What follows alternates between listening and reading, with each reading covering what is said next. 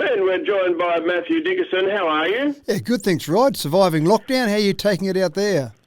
Oh, yes, we're getting by, taking every day as it comes, and hopefully at some stage in the near future before Christmas, looking forward to getting out of lockdown. Christmas which year is the question, I think. I heard somewhere 2070. Yeah, that should be right. We should be just about free. Unless they get a ZZ variant of That's right. of COVID. Now, of course, this is a tech talk situation, and watches, they can tell us everything nowadays besides, boiling the kettle. Just about, and give it time and they'll get to that point, Rod, where they will be able to boil the kettle, I think. It is incredible, and I do remember years and years ago I talked to someone at a sporting goods store, and they said, heart rate watches, sure, they're great, but you've got to wear a chest band and there's all these other devices you've got to hang around. Oh, they're not that great. And I said, I wonder if they'll ever get to the point where you can actually have your heart rate from your wrist. And they went, nah, that'll never happen. Well, now you've got your heart rate on your wrist, you've got ECG from your wrist, you've got blood oxygen level. The next two things they're working on, I have no idea how they're actually going to do it. The first one is blood pressure.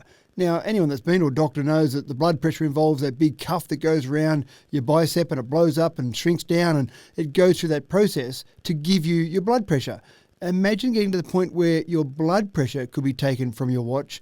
And then the next part of that is your temperature. Now, the first thing they were talking about initially with their planning for a temperature in your watch was for fertility planning. But now, of course, with COVID-19, checking your temperature on a regular basis is something that's really important. So being able to make sure that you haven't got a high temperature, you're able to walk into somewhere and show them your watch and say, look at this, I've had my vaccination, it's there on my watch, and by the way, my temperature's at 37.2, everything's okay. So it is quite incredible where they're getting to with your watch. Now, I don't advise using your watch instead of using your doctor, but I think it's a good way to keep on top of things, Rod, and actually be able to walk into your doctor and say, here's a readout from my watch, here's what an ECG says, here's what my temperature is, here's my blood pressure. Can you now go and look at that with your expert knowledge and then tell me what I should be doing about things? And what about sleep patterns? Are they looking at that as well? Sleep patterns, sleep apnea. Now, I must admit the sleep apnea one is probably a couple of years away before we'll see that one. But sleep apnea affects a lot of people. And again, many people don't even know they've got sleep apnea. Having your watch monitor your sleep and, in fact, monitor for sleep apnea, again, gives you that ability to go along to your doctor and say, my watch is saying that it's doing this, and I'm doing this and this and this in the middle of the night. Can you give me some advice about that? And it might be that sleep apnea is a problem of yours that you didn't know about. Some people wake up tired in the morning and they don't really know why. It's because they've had sleep apnea and they've woken up 50 times during the middle of the night. Yeah, but an important one. It's a big issue for many people as well. So it's good they're looking into that. And also, one that has my personal interest is diabetes. Diabetes, being able to check blood sugar levels, being able to actually detect whether you might have diabetes. Again, I don't actually know how they're doing some of these things, Rod. When you've got blood sugar levels, you'd think that there must be some way they're actually testing the blood.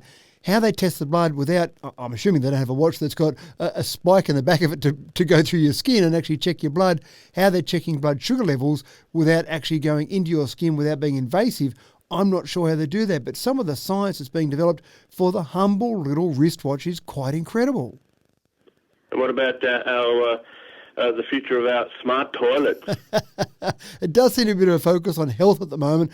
We've probably never had more problems with obesity and with diabetes and with a whole range of health issues we've got across the world. So the technology solutions are where they're trying to work on to fix some of these problems. We talk about our watches, but our smart toilets. There are toilets now in some areas where you talk about, in terms of an industrial process, where you can go to a smart toilet and pay money to go to that toilet and have it test what comes out of your body. But it's getting to the point where it's developed to that level where you'll be able to install one of these smart toilets in your home. You go to the toilet just like normal, and what you'll get is a readout or information sent to your phone via Bluetooth that will tell you certain things about your health. Now, most of us are aware of things like bowel cancer being able to be tested via our faeces, but you'll be able to test for things like gastrointestinal disease, be able to monitor blood pressure from what comes out of your body, be able to monitor things like the fat content of what's coming out, which obviously then links back to the fat content of what goes in. So by testing fecal matter, by testing urine samples, we'll be able to have a whole range of things tested, including, as we know, sewage treatment plants are testing for COVID-19. You'll be able to test for various viruses. So you'll know that you've got the flu or a virus or COVID-19, in fact, before you really actually start to see the symptoms, because some of those things will show up in what comes out of your body before you actually see it. Really interesting thing. I'm not sure how it would go, Rod. You come around to my place for dinner and you say, I want to use the toilet, and then suddenly you get a readout of that information from you. You'll actually identify yourself when you go to the toilet by speaking. So you walk into the toilet and you'll say, hi, it's Matthew here. And that toilet will know to feed that information back to your phone.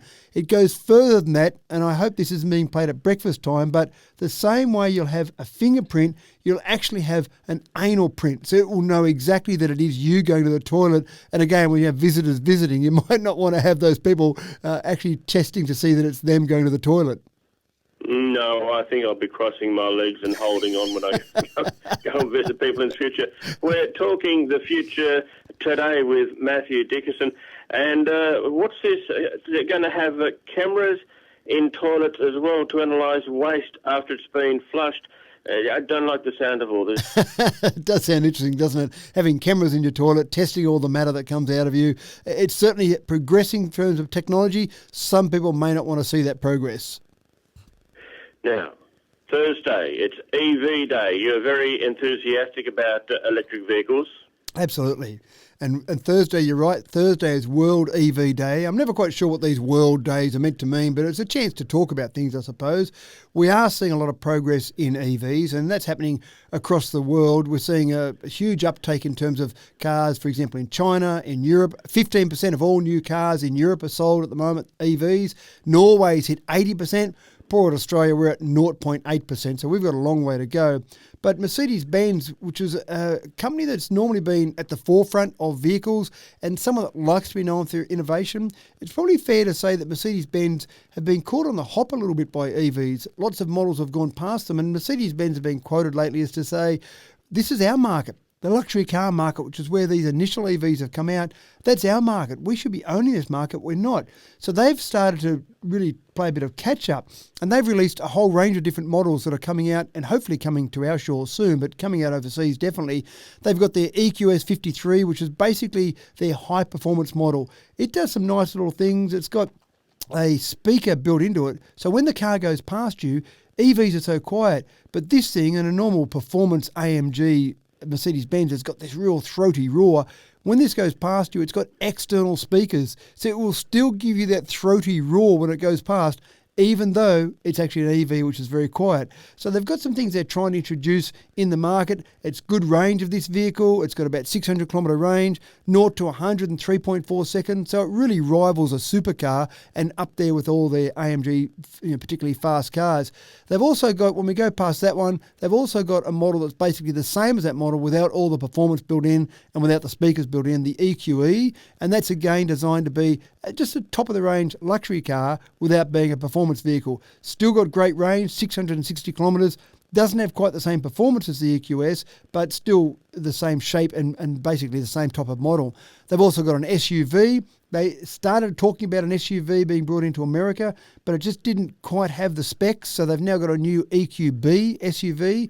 And the one that's probably my favourite, which isn't quite out yet, is the G-Wagon. The G-Wagon was one of those cars or vehicles that was brought out by Mercedes-Benz that was really for people that wanted to show off just how wealthy they were and how important they were. The old G-Class was one that was a four-wheel drive that was never ever designed to go on the dirt. It was just to show off that you had a four-wheel drive. They're bringing out an electric version of the G-Class as well. So a few cars coming out from Mercedes-Benz, partly to celebrate World EV Day, but also partly to try and play a bit of catch-up. And do you think electric vehicles are going to play a part in the next federal election? Very controversial last time. Yeah, very frustrating last time. A lot of the talk last time was that 50% of EV sales in Australia would happen by the year 2030. And the politicians were arguing about that. Both sides of politics were talking about that. The reality is the market is going that way. 50% of EV sales will be, 50% of car sales will be EV by 2030. There's no doubt about it. Whether our government does something about it or not, the market will go that way. So, yeah, will it play a part in the next election? I think it's getting to that point where people are saying it's going to happen. Whether we like it or not, it's going that way. So, yeah, maybe the heat will be taken out of it by the next election. I'm not sure. Let's hope so. Mathew Dickerson, I thank you for your time today. My pleasure, Rod. Good to be chatting.